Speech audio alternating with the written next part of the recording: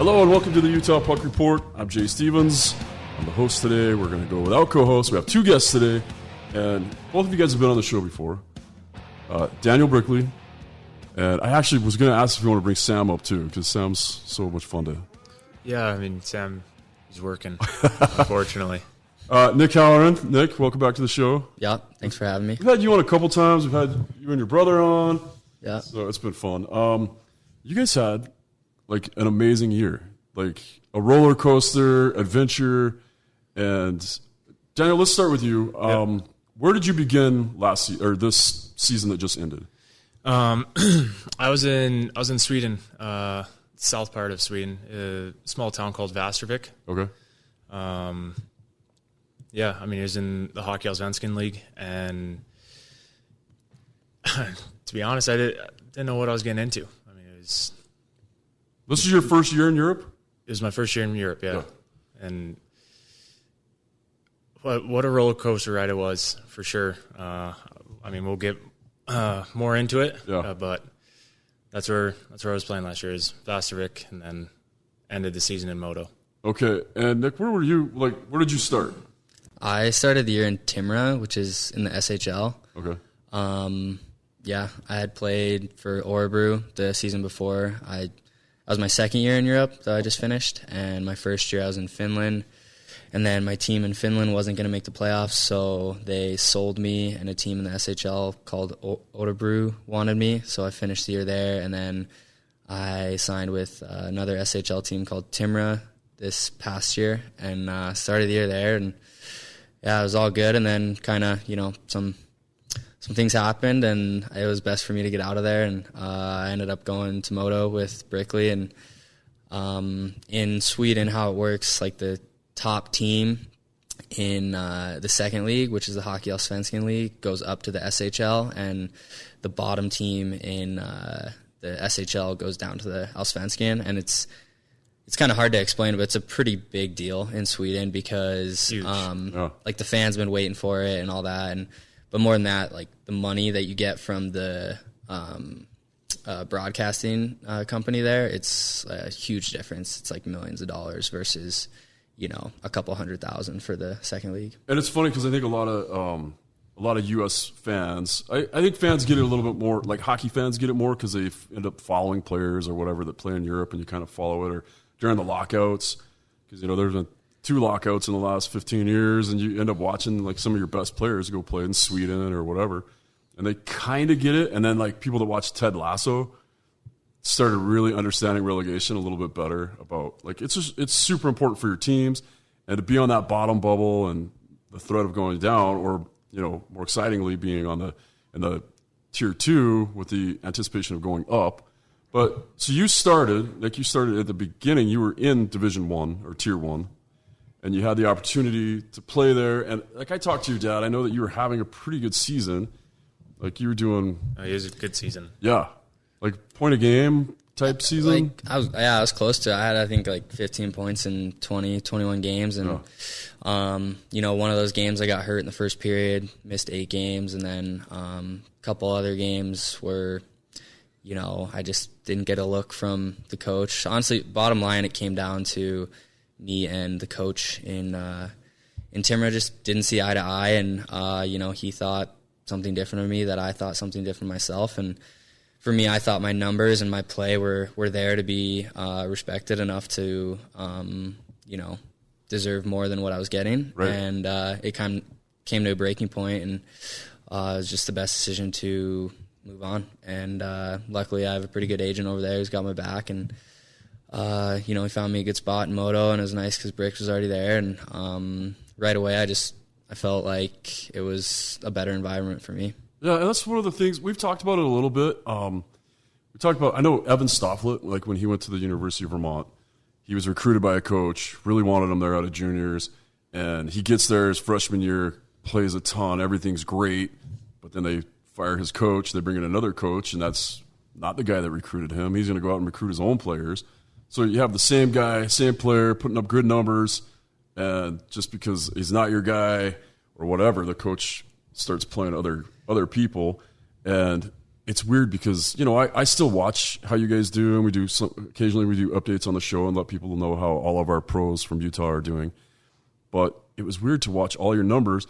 And that's another thing. And I've seen it happen here with the Grizzlies. We used to have a coach that was notorious for, if a guy would get sent down and this coach didn't like him or the parent club had questions about him, that he would even dress them or put them on the roster and then put them in the stands so that your point of game is not a point of game anymore because you're on the roster and you didn't produce, even though in reality you were in the stands. Yeah, there were 2 or 3 games there where I dressed and sat on the bench the whole game. Yeah. And it was just infuriating because I couldn't really understand why. And like I said, I just had to make a decision that was best for myself, and so I did. Yeah, super frustrating, especially when you're producing. Yeah, but honestly, it's probably one of the best things that could happen to me. Like, I think in life in general, too, when you go through a lot of hardships, that's usually when you grow, and, maybe the most profit you get out of your life is from those tough times. And, after that happened, I felt like I didn't even know what I was thinking in the sense of, do I want to play hockey or, what really is going on here? Like, am I happy doing this? And then I ended up making the switch to Modo, and best thing that could have happened this year because, made some really good buddies and had Bricks there, and we ended up, winning the whole thing, so pretty special. Did having Daniel there, did that influence your decision to go there, or was that just the team you were going to go to no matter what?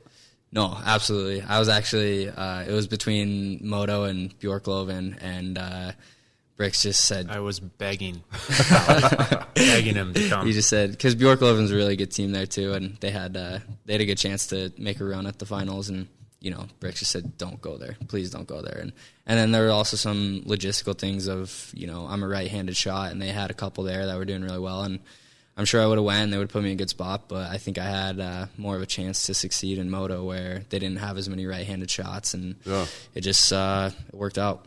That's awesome. I mean, that goes into Moneyball, where you just have to start looking at, because before that never came up, like with forwards. It came up with D all the time, like, oh, we need a left-handed D to pull pucks off this board. But forever, it's like, well, I got a forward. I just need a forward. It doesn't matter if it shoots left or right. Like, but now it's really, and that's smart to look at the roster and go over that. Yeah, when all this was going down, I did like logistics, and I went to Bjorklöven's roster, and their top 5 scorers were all right-handed, all forwards. Yeah, and Bricks was I basically came back and I told Hallie, I was like, Hallie, like, they might promise you, but they have all righties scoring. Their top, point getters, and I don't even know how many we had. Three righties on our team, forwards, and one of them, and between the first and second line, I was like, Hallie, you'll get all the playing time. Like, you got to come here. Yeah, that's awesome. Bricks was basically Jonah Hill crunching numbers for me there. So, Bricks, tell us, like, at the beginning of the year, I'm watching your stats, and I'm like, what is going on with Brickley? Is he playing forward up there? Because you're putting up forward-type numbers from the D. Yeah, it was kind of touching on what you just said previously about having, someone who believes in you and a coach like that, and I didn't have that the year I was in Chicago. Yeah. And when I went to Vastervik, it was so different in that aspect where my coach had full trust in me. And when you have something like that, your game elevates. Right. You build confidence and whatnot. And even though our team wasn't that good, to still be able to produce, and it was fun. I mean, I was enjoying the game of hockey again. I know Hallie, when he was going through what team to pick, he was down, or like you said, am I doing the right thing? Am I playing hockey? Stuff like that. Like, I was at that point in my life in Chicago, and it turned all around when I went to Vastervik, and it kind of jump started again. And I mean, hockey was fun for me. Like, people lose sight of how important that part of it is. Like, oh, well, you're a pro. It doesn't need to be fun. But you're still a person. And, like, man, if that's one of the things that we've talked about on this show more and more, like episode 1 with Trevor Lewis, and we're talking, and that's 5 years ago, by the way. We're getting ready for our 6th season. But episode 1, Trevor tells us about how close he was to quitting hockey, how close he was to the LA Kings just saying, we're done with you. Yeah. In fact, they were done with him. They put him on the trade block. They tried to get rid of him. Yeah. And they're like, if we don't, he was rested for he was healthy scratched for 11 games straight. And they're like, yeah, if nobody picks you up, we're just going to send you the A and let you send your contract out. And then LA fires their coach, brings in a new coach, and now you know what happens. But it's like Trevor talked about that as well. It's like they gave up on me, I give up on me. And now I start realizing maybe I had imposter syndrome the whole time I was there. And then somebody else comes in and says, no, you're good and I can see this value in you. Maybe you're not Kyle Okposo like they thought when we drafted you. You're not going to go out and get a point a game, but you're going to go out and do all these other things. Yeah. It's good that somebody sees value and maybe helps you find more value in yourself. Yeah. No, I mean, when you're in that position, it's heartbreaking. It's because you have all those bad thoughts. So, am I good enough? Can I compete at this level? Was this a fluke? And it's hard to get out of until, like I said, you have someone who is in your corner, whether it be an agent, coach, whatever. Your game will elevate again, and life just gets better for sure. Are you able to talk a little bit more now about, because people don't know, you weren't healthy the whole time, you were in the Kings system. You had some stuff you're dealing with that we weren't allowed to really talk about. Can you talk about a little bit of that now, or do you just want to say you were unhealthy? It's unhealthy. Okay, all right. And that's fine. you. Well, I can tell you one. I did tear my MCL my first year. That was we were playing San Jose. We were just going into a corner, and it's kind of a fluke. Me and the guy were shoulder to shoulder with each other. And I don't really know how he fell. He just fell on the outside of my knee and tore my MCL. And then I was out for 5.5 weeks, and I was cleared to play, but that was when it was February. No, I'm sorry. The end of January, I was cleared to play, and then we got the news about my dad. And so the Kings let me go home for 2 weeks or so. And so I'd missed 2-3 months my first year, which was, hard being a first year pro guy. And then second or third year, just an unfortunate bounce of what happened. Yeah. And then you're also, you had an injury. So physically you had things going on, but losing your dad, that was hard on this entire community. I can't imagine how it'd be on you, your dad was an amazing person and did so much for so many and was such a positive influence here. And that takes a long time to recover from. Yeah. You still got to go out and be a top performing athlete. Yeah. That was the hardest part. It was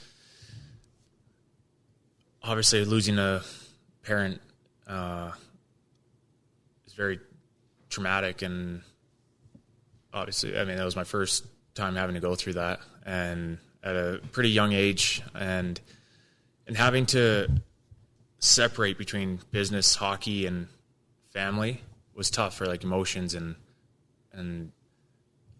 once my father passed away, I had to fly right back to California a day or two later. Right. And that's a hard thing to not drop or let go. But it's like a switch. You're now playing hockey again. You got to leave all your emotions at the door, and this is my job. Yep. And that was hard for me. It was very hard. And that's where, I like to thank all my teammates for that. They were there and they helped me get through it. It was definitely tough, but it was hard to separate the two. Yeah, for sure. And that's the human element of being a professional athlete that a lot of people just don't think exists. Or, well, you're making all that money, then you should just be fine. It's just be able to go and do whatever, because I wish it was like that. Yeah, in reality, it's tough.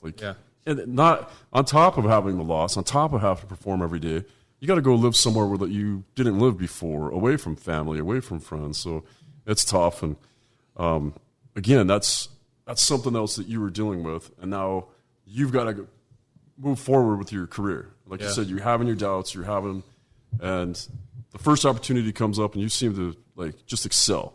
Yeah. Like I was saying, Didn't want to get it too depressing there, but I wanted people to know that there's more going on than everybody sees. Yeah, no, that's for sure. I mean, everyone just sees, whether it be me or Hallie or Louie or, or pro athletes, they must think, oh, their life's perfect, Right. But I mean, everyone has something going on in their life, and it can be challenging for sure. Yeah, and there's no way that it doesn't mess with your game. So, but we're glad that you're recovering. We're glad that things are going your way. And now you see, now this opportunity comes up. And, man, right from the get-go, at the beginning of this last season, you were just on fire. Yeah, it was a fun start of the year. I mean, our team, kind of jumping into a different path here, but so being my first year over there, not every team wants to win. It sounds weird. Yeah. So a lot of teams don't have the finances to move up leagues. Okay. And so some teams are content being where they're at. Like that is their top league, I think, for that organization. I think what he meant by that is, teams won't go look for the best players because they know they can't afford them. Right. So they want to put a roster together that'll just keep them in that league. Correct. Is kind of what he means. Correct. So. And so I'm not taking away from any of the guys on the team. They were great. But then you look at other teams who have money, the Djurgården, the Bjorklöven, Modo, Sortilia,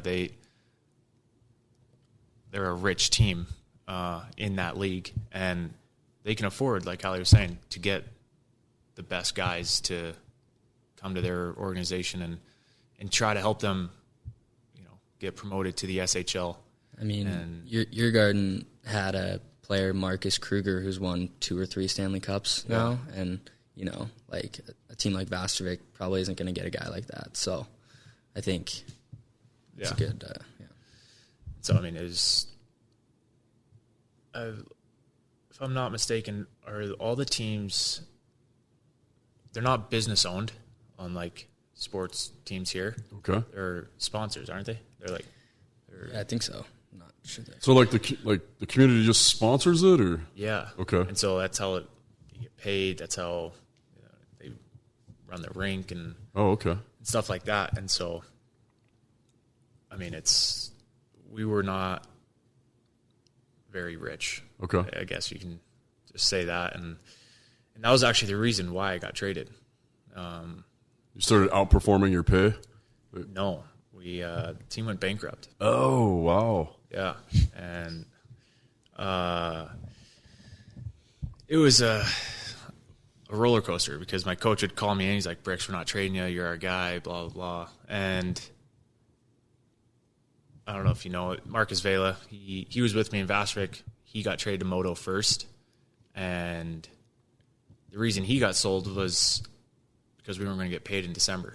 Okay. And he got sold.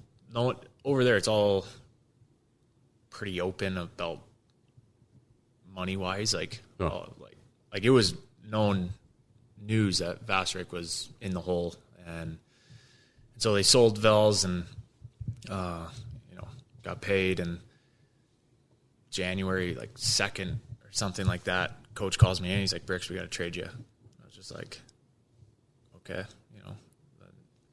I don't know really how this works. And then, so they trade you or sell you? So that's what I was just about to get into. They sell you, and it's a 3-way agreement. So if you were a GM of Modo, Hallie's my coach in Vastervik, and I'm the player, you offer my coach, and if he likes it, he brings it to me. But if I don't like where you guys are at, I can just say no, and then the whole thing's so it's got to be a big 3-way agreement. Oh wow, that's kind of nice. That's unique to sports, I think. And so, being in that position and how well I was doing in the first half of the year, I was able to pick any team, and I ended up going to Modo. Did you moneyball that too? Did you get on there and be like, all right, how many left-handed, how many right-handed, how many? Kind of. I mean, my agent did all that for me, but it came down to actually Bjorklöven and Modo. And, I mean, I obviously went to Modo. And it was just a weird not weird, just a different exchange of how trades go down over there compared to here. I mean, GM talk, trade, all right, you get a call and Bricks, you're traded. Right. You have no say. I mean, over there, it's like, no, I don't want to go there.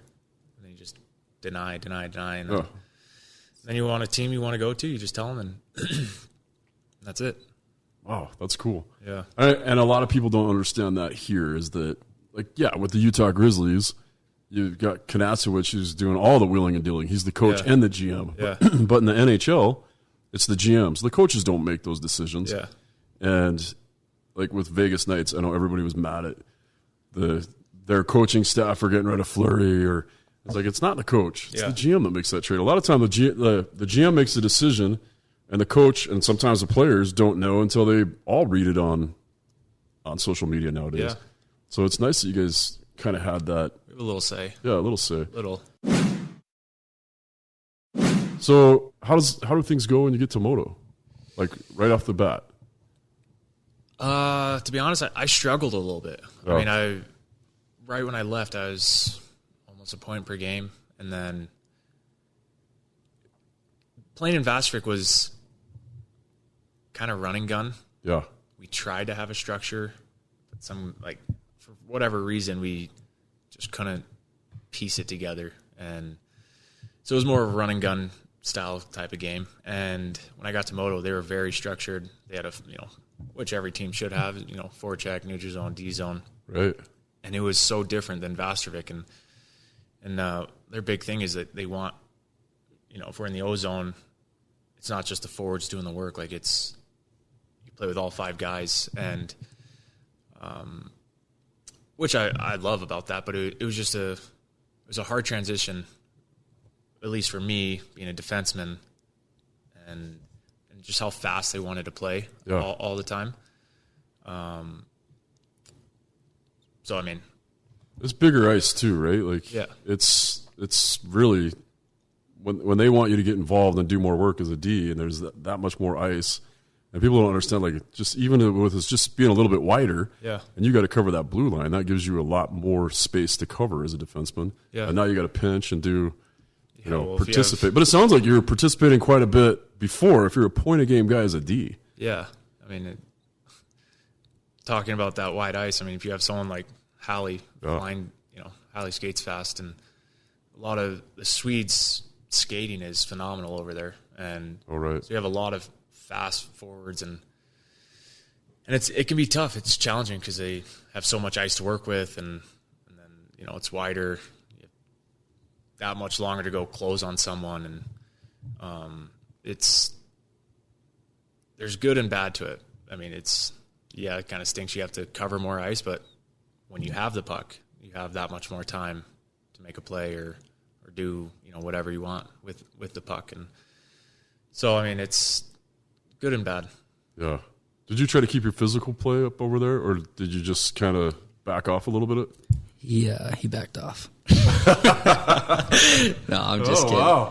No, I'm just playing. Bricks was actually huge for us. I mean, having that long reach and being able to shut plays down low, he was the best on our team at it, and kind of invaluable over there. I mean, I think there's something to having that North American mindset where maybe a European mindset might be a little more just kind of play the puck and try to get your stick in the lane, whereas playing over here for so long, you kind of get in the mode of, take the body first and then go from there. And I think Bricks was really good at that for us. So, oh, that's awesome.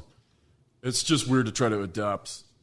I've talked to a lot of guys that get over there, and they're like, oh, I had to relearn my position basically because European hockey is different than North American hockey. It's when I was first going over there, Hallie emphasized this crazy, saying how defensive they are, and in North America, all the coaches tell you stop and start. It's the quickest route and stuff. And over in Europe, they just swing. They no one stops. Keep your momentum. Yeah, and then it's such a trap game and defensive that it's almost boring, but it's at the same time it's fun to watch because you see a lot of skill and finesse come out during games, but the defensiveness and the trap style it was different to get used to compared to the North American way. Yeah. So, I mean, it makes sense that every time you switch a team over there, or anywhere, you switch a team, you can't just come out of the gate and be what you were in the last team or your last game or whatever, because you got to get into their system and now you're – Yeah, my coach, the first team I went to over in Europe was in Finland, and my coach, he had won it the year before with his system or whatever, and his kind of system was the forwards just blow the zone and then swing back and get a pass from the D and kind of bump it to like the center with speed. Oh. So kind of the whole time you literally said like, do not stop and start. And, you know, I had no problem with that. So, but it was, that's if you had your way, you would never go in the defensive zone. Yeah, right? exactly. Yeah. Just hang out. That's the blue scary line. as a defensive. You just see Allie ripping around the ice and you just see him building all this speed. You're just like, oh no. But definitely a different game over there. Man, I've seen that style of play too, and it's even here, the Ogden Mustangs, that's what they tried to play, that Jake LeMay, he really coached that. All right, we get possession of the puck, everybody blows the zone. And you're like, man, that's not how I've ever been taught to play the game. But it's also really fast and fun to watch. Yeah, absolutely. I mean, as long as your goaltender's good with, odd man rushes the other way, if that stretch pass doesn't connect. Right. Like, I mean, to win a hockey game, you just have to score more than the other team. The other team can dominate you for 19 minutes of a period, and you just chip the puck out, and it bobbles in the D-man skates, and the guy gets a breakaway or something like that. Then you get a goal, and it doesn't matter the other 19 minutes. Like, in a sense, I think that's how some teams look at it. New Jersey won so many cups doing that exact thing, right? Like they weren't that great, but they won cups because they would just do what you're talking about. Yeah, blow the zone and bury an opportunity. Yeah, that's all you need. Yep. I mean that's men's league too, right? Like you play. Basically, you have one guy back there trying to set the break, the stretch pass, and 4 forwards. Yeah. There's no glory in defense. Yeah. No, right, Bricks. Yeah. All right, so. Now, at what month was it that you got sold to Modo? January 6th. January. Ooh, it's a big day in this country right now. What year we're not going to talk about that. When did you get over there? I was like late January. So, all right, so after. That's pretty cool that it wasn't too long, and now you guys both get over there. Did you guys room together? No. How do they set you guys up over there? You have your own place? Not to room with Allie. Yeah. Oh, yeah, I bet.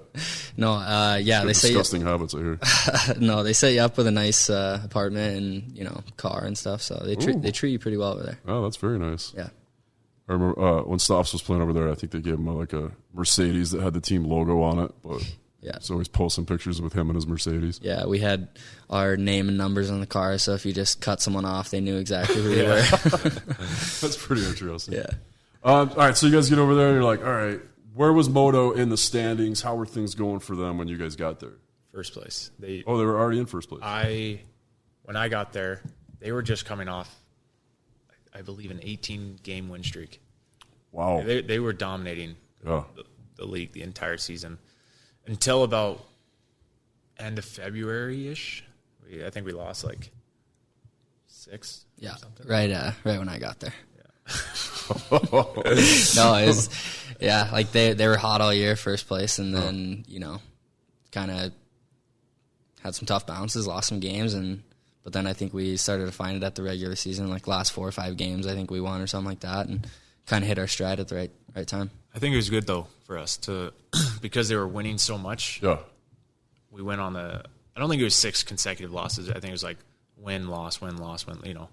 And. Going into playoffs, I think, in my opinion, I think it benefited us just because you go into playoff thinking you're unbeatable, right? Yeah. Like you got to taste that adversity, exactly, and because you're going to get it in playoffs. Like Hallie said, like I think it was at the right time. Like I said, we were at the end of February, beginning of March, and we were on this. We weren't losing every game, but it was like every other, and I think it was kind of eye opening. Like, hey, playoffs are right around the corner. Teams are, stepping up, and it's going to be playoff hockey here shortly. And I think, like I said, I just think it benefited us to lose a couple to bring us down from Cloud 9. When they talk about the best way to bond is to go through some tough times together. Yeah. The Navy SEALs are notorious. The Rangers are notorious for breaking guys down together so that they can build back up together. Then you have a strong unit, right?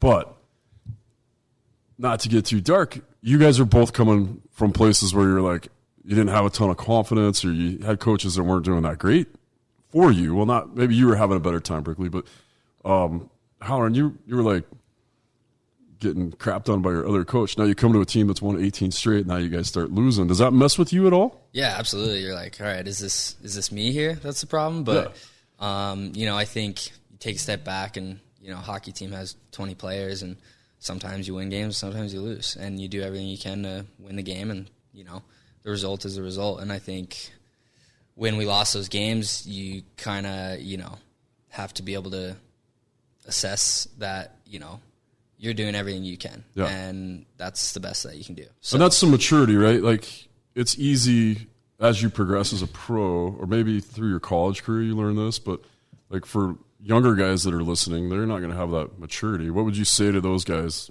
I mean, basically what you're saying now is understand your role, be realistic about what you can do. Well, just control what you can control. You can't, control that you win every game, but you can do everything in your power as a player to, put your best out there. And I think if you can just focus on what you can control, then, the rest is up to, I guess, fate or whatever. Okay. All right, so now you go through that. You guys start gelling. Playoffs start. Tell me how, the first round of playoffs go for you guys. That was a grind. I think that was the hardest series. Yeah. Who was that against? AIK. And it's actually interesting. Since we came in first, we get a pick in the first and the second round who we want to play. What? Yeah. I know. So there's 1 to 10 make the playoffs, 7 to 10 have to play a best of 3 to see who the last 2 teams are. So we picked a team that basically finished in 10th place for the year. So they beat whoever they had to in the best of 3. So we kind of everyone, maybe thinking, all right, this is the last place team. We're just going to roll over them. But the way we played was kind of a more skill and speed type of game. And this team was strictly physical and, just wanted to get in our way. And they did a really good job of that. They we won the first game, they won the second, we won the third, they won the fourth, and we're tied up 2-2 versus team that we're supposed to pump. Yeah. And so, a little nervous for sure, considering it's the first round. We're the best team in the league, I guess. And, they gave us an absolute run for our money, and then we were able to find it for the last 2 games and just close out the series. Wow, it's crazy because then you start thinking, all right, that team, they just went through a best of 3 series. Maybe that tuned them up a little bit, or you would have thought, but I didn't think they let off the gas at all. I didn't think they were tired that much, and they were a heavy hitting team, and AIK and maybe one other team, Djurgården, they had big boys on their team. I'm a big guy, and they had a lot of my size guys on. That's pretty rare for those European leagues, right? Especially Sweden. That's and they were not shy of hitting at all. And like Hallie said, and I'm saying, it was just a grind all 6 games. Well, that's how NHL teams build for the playoffs, right? They don't do great all season, but if you have a really tough, physical, grind-out team, typically that's how you're going to do well in the playoffs in the NHL. So it's interesting to hear that teams are trying to maybe replicate that in Sweden, where it's a little more wide open. Yeah, I mean, I thought it was only really AIK in our league that was doing that. Yeah. All the other teams were more or less like Modo, where they skill fast, go north as quick as possible. But I love watching that. That was not AIK. They were North American style for sure. Yeah. Dump the puck, go in.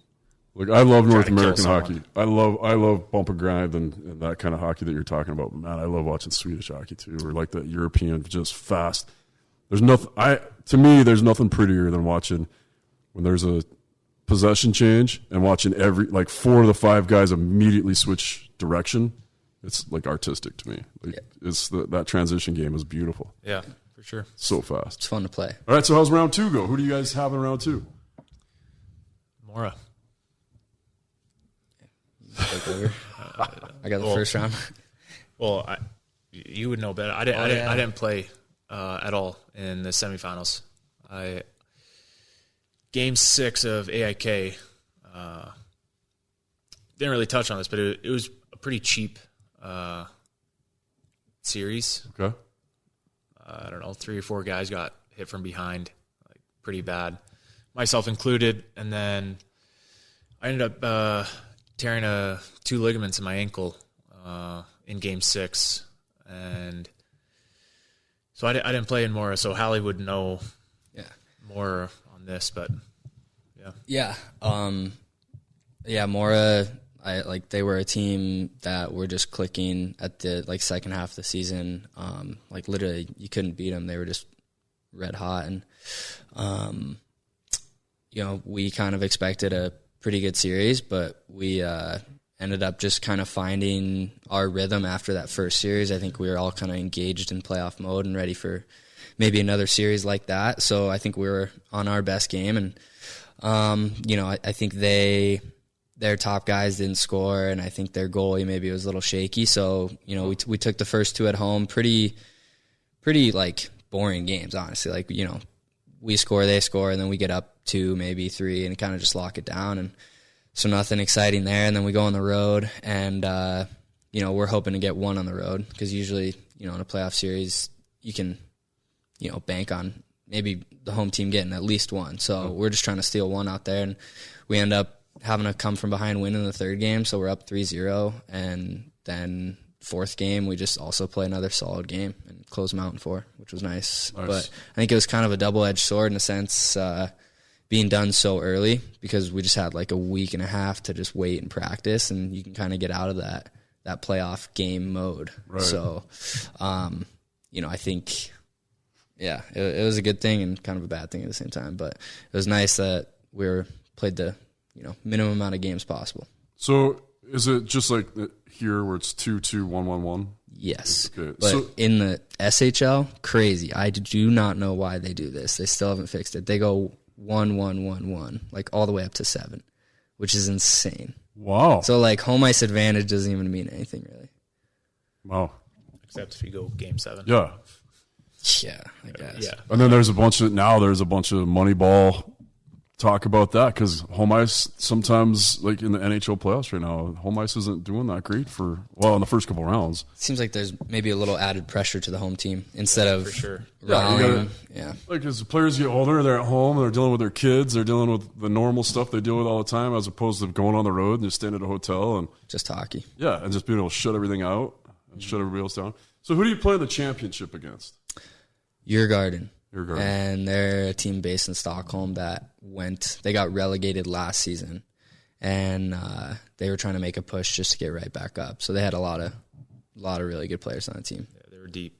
Oh, definitely the best series. I think 4 out of the 7 games went to overtime. The first 3 games went to overtime. Wow. 1, 2, 3. It was insane. 2-1 them, 2-1 us. I think 3-2 them, 2-1. Something like that. There was close games. Yeah. Jeez. And then out of the blue, Game 5, it was 7-6 or 8-6 or something like that. Was it Game 5?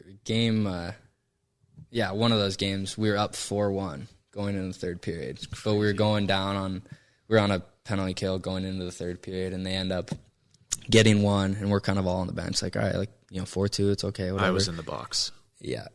And then next shift, they score again to make it 4-3. And the place that Djurgården plays at in Stockholm is I don't even know, 10,000, 12,000 seating and packed, and they're going nuts. And that's another thing we haven't actually touched on, is the fans in Europe are insane. Never sit. Way better than, honestly, the States. I mean, you can't get what they provide outside of probably the Stanley Cup Finals.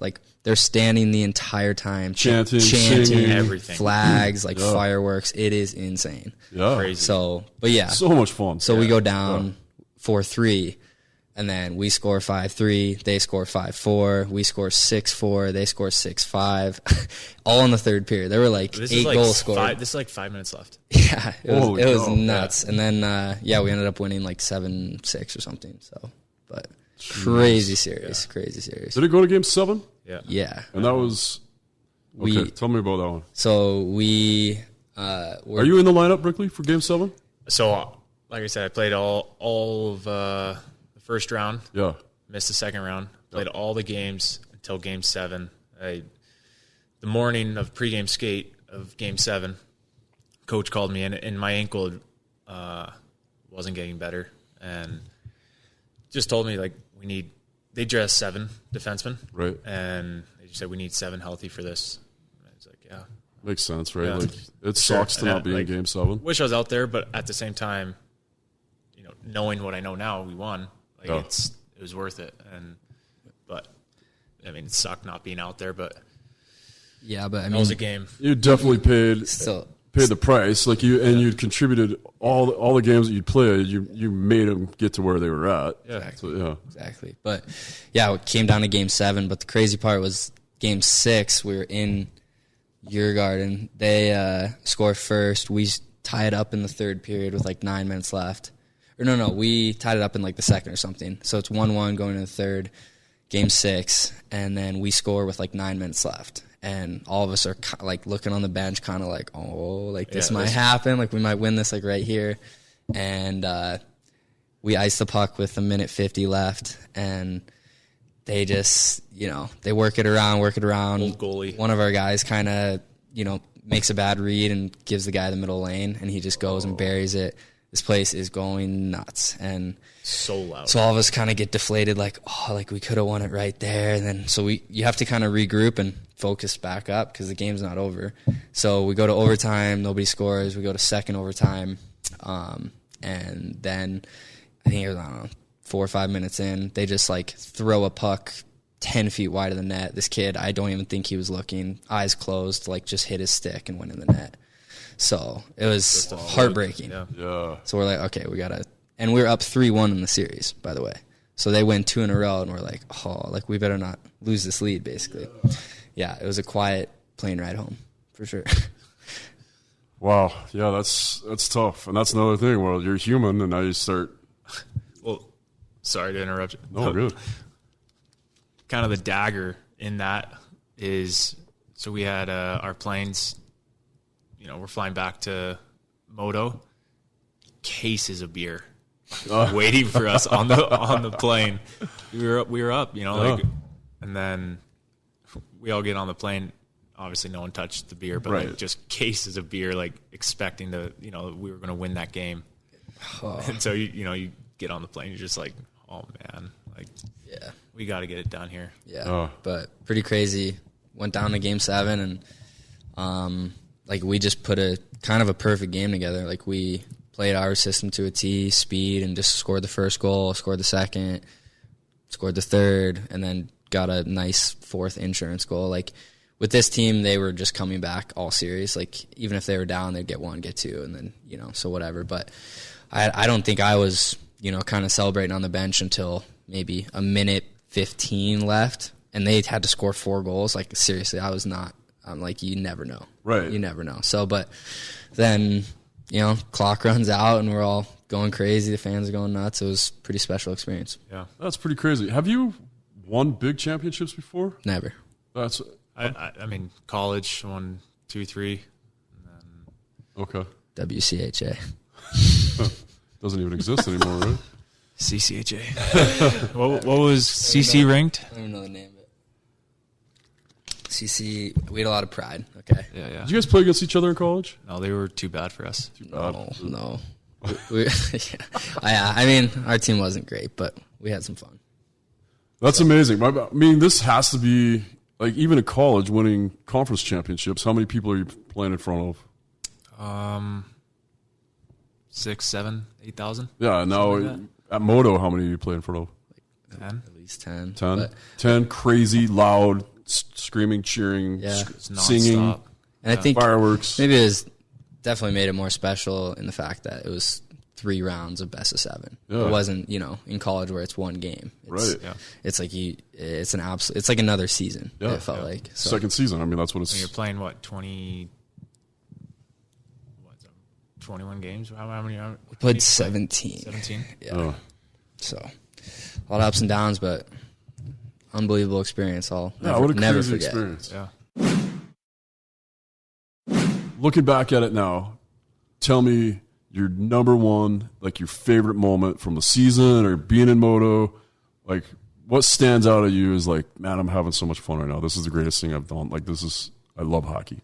Honestly, for me, it had nothing to do with hockey. Like the imports we had on Modo, the laughs and the late night bus rides playing cards were hilarious, next level funny. And like those, it's just like you can't even put a price on that stuff. Like it was so much fun. We were just like, we were having like success in hockey, but I think part of that was because we were all so tight off the ice. Yeah. And man, that's for me, huge. it was just the group that was there. So that was a blast.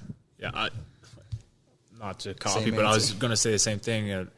Me and Vels were in Vastervik, and we had a good group there. And then I talked to Hallie a little bit when I was in Vastervik, and he was up in Timrå. And he said it was tough because he had one import, but then he got traded. Oh. So he was alone, and he's like, man, it's tough, whatever. And then when we got traded to Modo, like how tight the imports were like you said, it's priceless. Like the laughs, like I'm sure we kept half the bus up because we were laughing so hard at 3 a.m, like sitting at the table, and, like playing, cards or Catan or something, and I don't know. It was like a mini escape from hockey. You're playing hockey all the time, and then you're just with your boys, gut laughing. Like, perfect. But I guess to satisfy your answer a little bit, I'd say, I don't know, after we won, we had a parade, and it was insane. Like, the whole town square was covered with people, and so that was a pretty cool moment. Yeah, I'm sure that's cool. But my answer was definitely satisfied with before, because I totally believe in the fun of it all. And in my other life, like I think I have 3 lives, right? I have my radio life, I have my hockey life, and I have my fire life. And in my fire life, team building is huge for us. Yeah. And we call my station the meat grinder, or the night train, or the sleepless nights that's our logo, because we're up, we're grinding, we're just running call after call. We run, 12, 15 calls, 18 calls a day. And a lot of it's going on homeless people. A lot of it's going on the same stuff over and over and over again. But my group is tight. It's easy to get burned out. But because we do Settlers of Catan, we do board games, we go through stuff together. But man, we're laughing, we're playing pranks on each other, which gets a little out of hand sometimes. And Sure. We break some things and have to fix some things, and that's even fun too. Yeah. Like fixing things, like we have to go buy a phone because we broke a phone. Those little things that contribute to being a tight group immediately is seen on calls and immediately is seen on the ice. Yeah. We don't even have to talk a lot. Absolutely. For sure. We know what each person's going to do or what each person needs. Yeah. And it just contributes to that family atmosphere, which I think makes better play, better, teamwork, right? 100%. On ice, 100%. in life. You hit the nail on the head. Yeah, if you're able to have more fun and build like that, not only that's cool. You guys just won a championship. I asked you what your favorite thing was, and it was hanging out with the boys and playing on the bus. That's super cool. I love that. Yeah. I think that's a great answer. Don't get us wrong. Championship was great. Yeah, of course it was. Of course it was. I can't even imagine what it's like. I won a roller hockey championship one time. I won a couple men's leagues championships, but I can't even imagine what it's like to play. Like in Europe, seems just better to me to win a championship. Like to interact with those fans that are not too cool. You know what I mean? Like I'm that guy. It's like a way bigger deal to them than it is to the players. Yeah. Like they, crying and stuff when we make it up. And it was nuts. Awesome. So, but no, pretty special. Like something I'll never forget. I mean, just the whole experience and the fact that it came down to Game 7 was even crazier. Yeah. Like they almost came back, and then so much fun. It came down to one game. So it's crazy because that's so awesome. And then I get on that website and I'm like, because, your brother starts posting stuff. Both your brothers are posting things. I reach out to Alex. I'm like, hey, I need information on this right now. I'm trying to write a story on what happened. I can't get anything off their website. Yeah. And I email a guy, and basically the response I get from Modo is that they're still in party mode. They're not. Yeah. Their reporters aren't even saying anything about it. It's about a week straight of drinking waters. Free drinks and this free food. This was the feel the load. Yeah, this was what Hallie was talking about. Like we had 30,000 people. Oh, forward that to me. I'll put it on with this podcast. But it was crazy. I mean that whole parade, and it was. Bricks just showed me a video of thousands of people singing along at a parade. Great. Yeah, we were up on stage, and does everybody own a Modo jersey in Modo? I guess so. And it was a work day too. I don't think any work got done. What day did we win it on? A Monday, Tuesday? We won on a Sunday, and that was Monday or Tuesday. And they just shut it all down and let's party. The town was literally shut down. Nice. I think the essentials were open. Hospital, gas station, maybe. Yeah. And but it was. I don't know. It was something else. Unreal. Yeah. That's cool. Well, I was getting desperate. I'm like, I want to act like I'm a real reporter, and I want to get this out right away because I was so stoked to read about it. So I even came up with the idea. This is the first time I tried to use that Chat GPT thing. Yeah. And I'm like, write me an article, do the research, and write me an article, and then reference how Daniel and Nick did in this playoff thing, and it just made crap up. None of it was true. Halloran 50 goals in playoffs. I should read it. Yeah, you should post that. I had no idea that thing would lie, but Tegan and I, because Tegan helps me so much, he saw him creeping around here earlier taking pictures. Tegan runs the social media stuff for this, and we sat there and we read it. We're like, let's research this because it said Nick scored the game-winning goal, Game 7, in overtime, and everybody came off the ice and talked about Daniel's leadership and all this stuff, and I'm like, I mean, most of it sounded true, but I can see the final score was 4-0 Game 7. Yeah. So there was no last-second goal that won it all. Yeah. But I like the way that sounds. Yeah, I should have just posted it and said, this is what happened. Chat GPT wrote this article. Don't blame me if it's not Hallie true. with the hat trick. Yeah. Scored 3 goals in overtime. All assisted by Brickley. Only Utah players matter in the that. stands. Yeah, exactly. So, do you guys know, are you both going back next season? Do you know where you're playing next season? I am going back, yeah. I didn't have a contract lined up. A lot of the guys on the team, if you win the championship, you just have a contract locked and loaded. But my situation was kind of I got to get out of Timrå where I was, and it just kind of worked out where Modo offered me a nice, deal for the end of the season. And then, so at the moment, I think there's negotiations going on, but nothing in concrete right now. Yeah.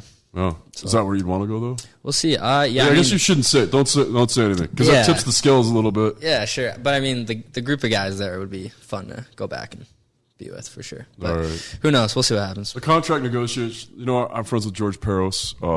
For fans that don't know him, a longtime NHL guy. He was a fighter, and we'd do stuff all the time for one of these other companies I worked with, and then we'd post stuff online and try to create content or whatever.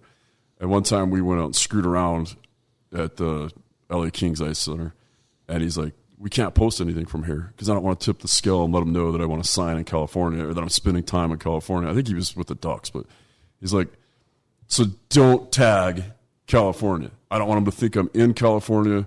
I don't want them to know that I live in California. I want them to think I still live in New Jersey. Keep your bargaining chips. Yeah, and that's all he was after. And I was like, man, I never thought it went that deep. He's like, it goes that deep. Oh, yeah. It goes that deep. If they know that I live in California, they'll offer me hundreds of thousands less. Yeah. Because they know I'm a little bit more apt to take it. Mm-hmm. So literally, I didn't know this at the time, but you can tag.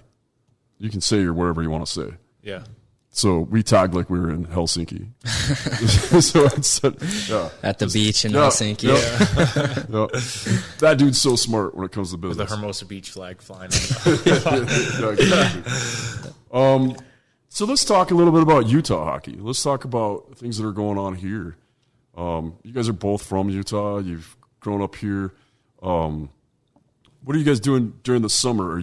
Are there skates that you guys are involved in every day with other pros? I'm not going to be hurt that you didn't invite me to be the goalie if that's the case. But Yeah, we're looking for goalies when we do skate. We need a goalie. Never get a phone call. So we need a goalie to go down, Jay.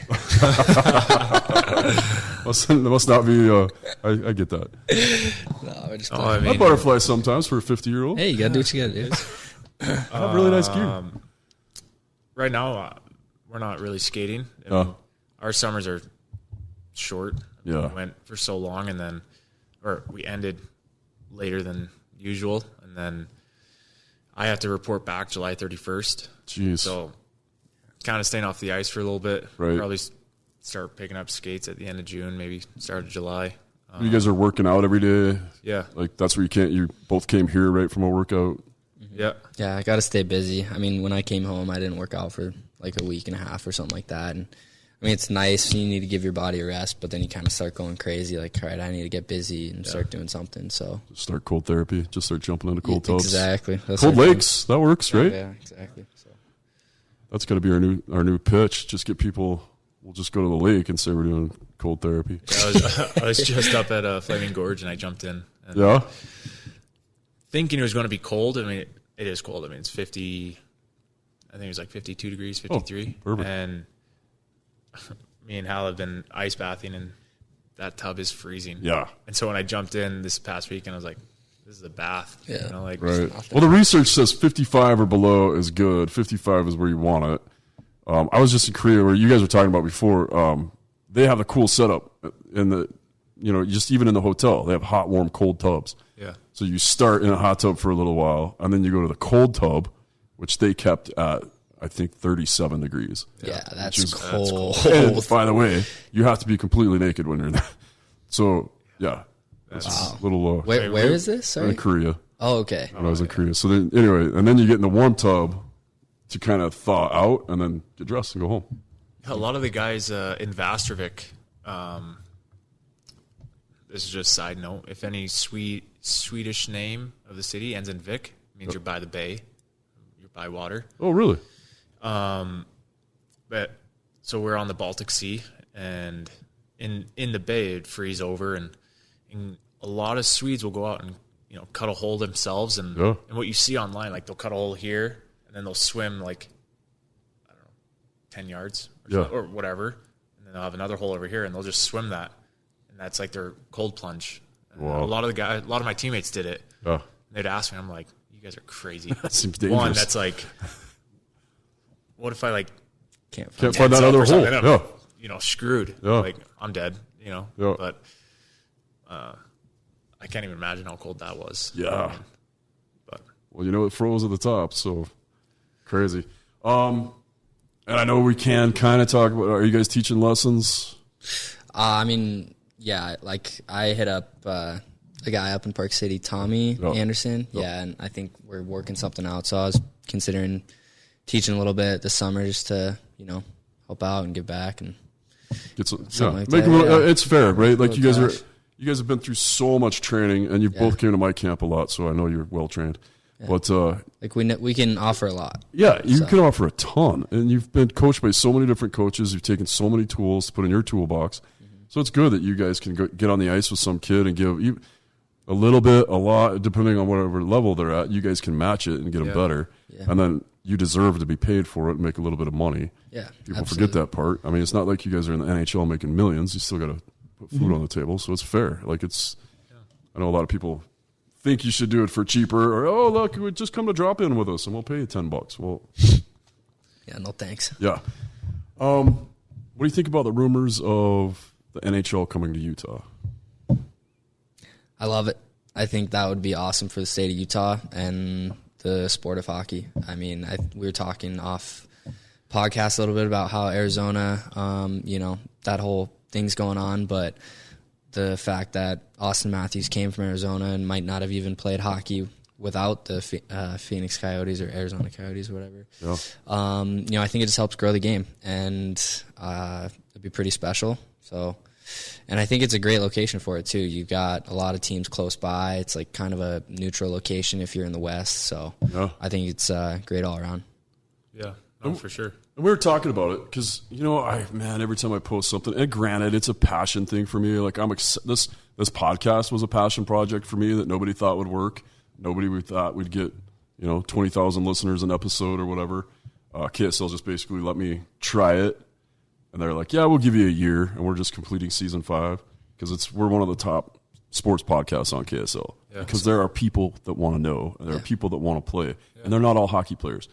But we talk about, I'll post something, I'll be like, hey, the NHL could come to Utah. And everybody's like, it won't work. Nobody even goes to Grizzlies games. They only get 4,000 fans a game. The Eagles used to get, 8, whatever.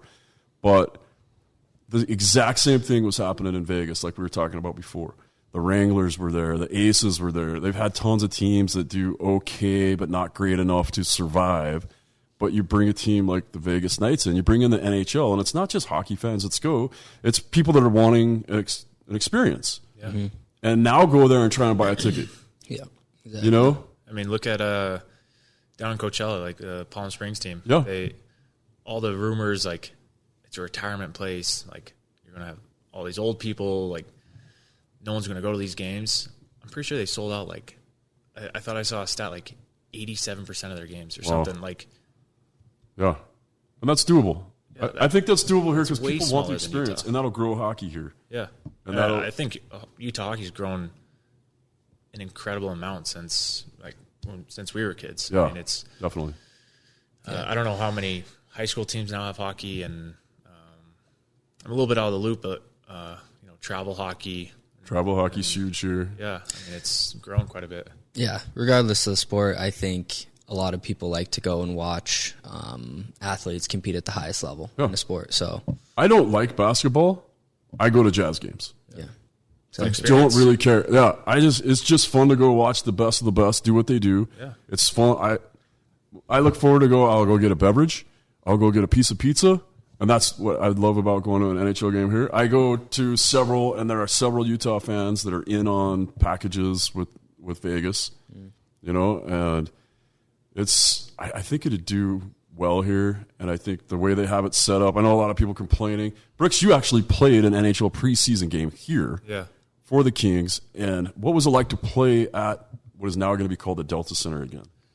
It was crazy. I mean, obviously we don't have an NHL team here, but having Vancouver come down and then the Kings come here, weirdly, it was not knowing it was part of a dream of mine, but playing pro hockey in my home state was awesome. I mean, the place was loud. It was packed. The ice could have been a little better. Yeah. But, I mean, it was something I won't forget. But yeah, it was fun. And when you go to conditions on the ice, because that's one of the things I'm getting at too, is like we talk about if I post something, everybody's like, oh, the Delta Center sucks for hockey. It's not meant for hockey. Well, true, it's meant for basketball, and true, there are seats that aren't great. But when the Delta Center was first built, the Golden Eagles played there. Yeah. Nobody complained about it because we were happy to have ice, and we were happy to have a place for the team to play. Once the Salt Palace had gone away, we weren't sure what was going to happen. And then the Utah Grizzlies won their only championship at the Delta Center. Yeah. The banner that was up there. And nobody complained about it then. It was a sold-out building for the championship, and for most of those games against Orlando. What does that hold in there? I think it's like it's 18-something for NHL size. Yeah, it's 18-something for NBA and 16-something with the ice in because they had to pull those sides back. Which not to cut you off, I think is beneficial for if we do get an NHL team. Yeah. Let's just say we don't pull in as like a Toronto Leafs fan base or whatever. I mean, having a little less seats, as long as you can fill it. Yeah. I mean, it's be great revenue. And let's say there's 15,500 unobstructed view. That'll sell out more often than 18,000, right, for us. Yeah. And that'll be good. We have an owner that's fine. Like, he's clearly fine with teams. Like, the Jazz didn't sell out every game this year, and he was fine tanking them. The goal was to tank a lot of games this year, and they knew that would hurt ticket sales. Yeah. But, he was for the process. He understands the process. It's a long haul. We're going to make the best out of it. So, I don't know. In that realm, I think it's good. And again, it's a passion of mine, so I'm going to push for it, and I want to will it into existence. Yeah. Hey, I think you're well on your way. I'm amazed because I was pushing so hard, and I have some friends. I have a couple friends that are billionaires, and I'm always like, hey, why don't you just throw me some money? Let me just start an AHL team. Yeah, let me get their contact info. Let me bring the AHL. Throw me some money in there. Yeah.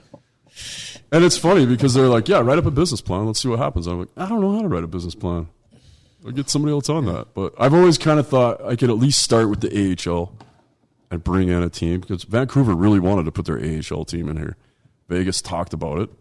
But what they've got, I was just in Vegas yesterday at their other facilities, and man, they've done an amazing job. And having those two teams right there, that's amazing.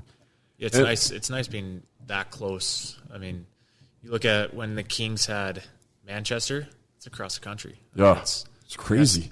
Insane. Like you get called up here, that's 2 days worth of a full day of travel just to get there, and then you're the next day to, get on the ice. I mean, now it's you get called up, you go from this locker room over to the next locker room. Right.